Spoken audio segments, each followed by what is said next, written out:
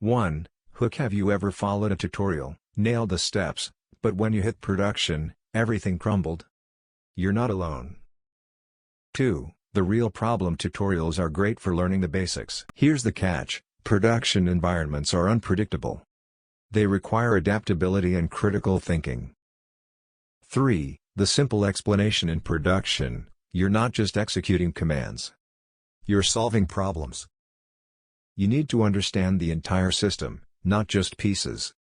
Focus on these key areas: monitoring, keep an eye on your application's performance. Scalability, ensure your system can handle increased loads. Error handling, know how to manage failures gracefully.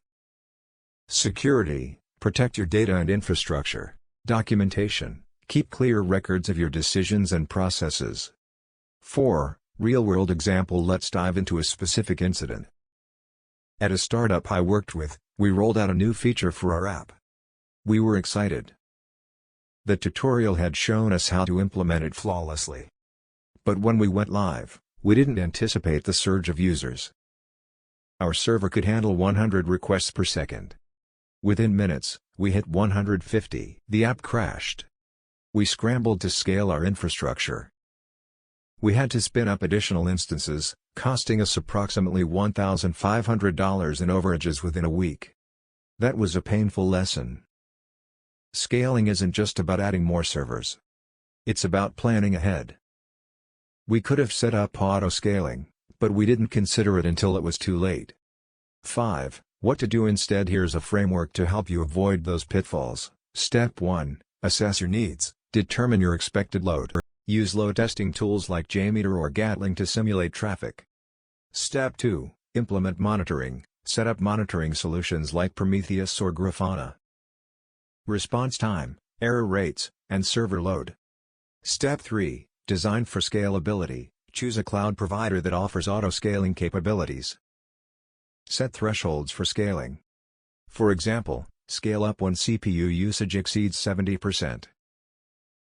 Step 4. Establish error handling, implement retries with exponential backoff for failed requests. Use circuit breaker patterns to avoid cascading failures. Step 5. Document everything, create a runbook for common issues.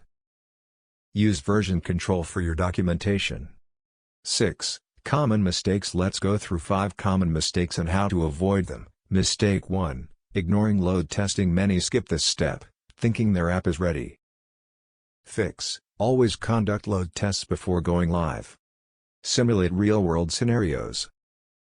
Mistake 2. Overlooking monitoring. Without monitoring, issues go unnoticed until it's too late. Fix. Set up comprehensive monitoring from day 1. Use alerts to notify you of anomalies.